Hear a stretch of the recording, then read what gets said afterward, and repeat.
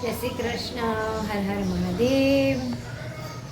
જો આજે છે રવિવાર અને અષાઢી બીજ. આજે અમદાવાદમાં રથયાત્રા નીકળી ગઈ છે.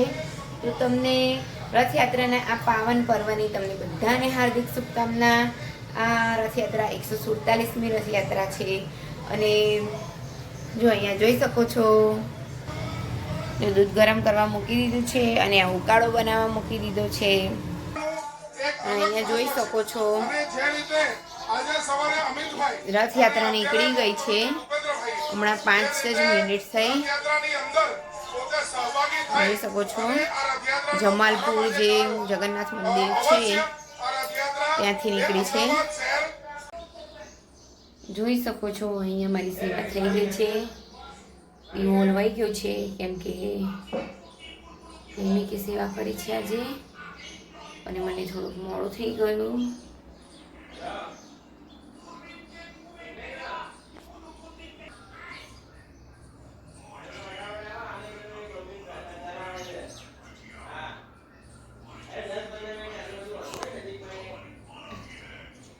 અને અહીંયા છે આપણા લાલજી મહારાજ.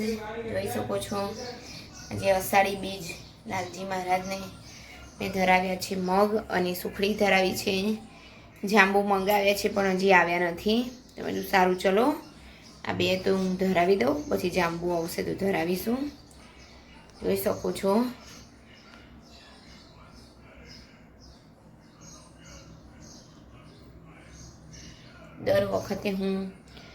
દર વખતે અષાઢી બીજના દિવસે હું મગ અને સુખડી અને જાંબુ ધરાવું છું. અને માખણ પણ સાથે હોય છે, પણ આ વખતે માખણ નથી એટલે વાંધો નહીં. જોઈ શકો છો, કેટલે છે જાંબુ? હજી 10-15 મિનિટ. સારું ચલો, જાંબુ આવશે પછી જાંબુને ધરાવી દઈશું ભગવાનને. બધા દર્શન કરી લેજો અને બધાને હાર્દિક શુભકામનાઓ અષાઢી બીજની રથયાત્રાની. જો અહીંયા જાંબુ આવી ગયા છે, ભગવાનને ધરાવી દીધા છે.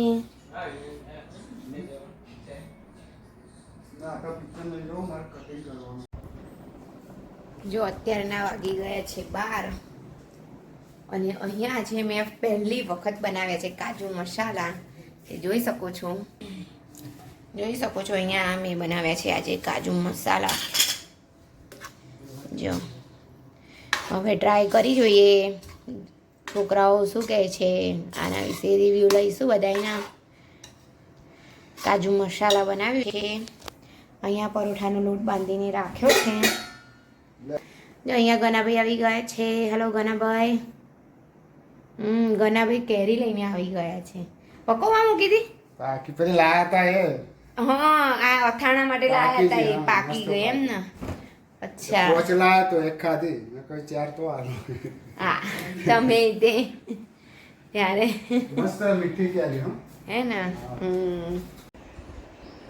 હેલો ફ્રેન્ડ્સ, જો આજે હું તમને એક ટિપ્સ આપવાની છું, એ પણ કોથમીર સાચવવા માટેની. તો અહીંયા જુઓ,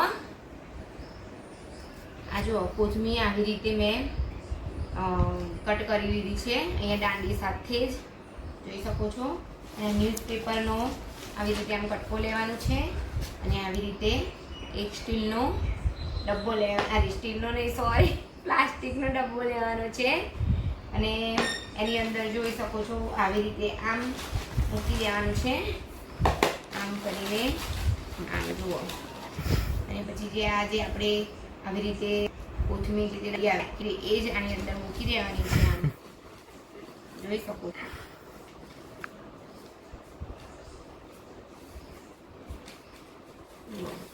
હવે આની ઉપર પણ એવી રીતે જ આમ ન્યૂઝપેપર આપણે મૂકવાનું છે. જોઈ શકો છો, આવી રીતે ફોલ્ડ કરી દેવાનું, અને પછી આ બધું આમ સહેજ દબાવી દેવાનું. પછી આ પણ આવી રીતે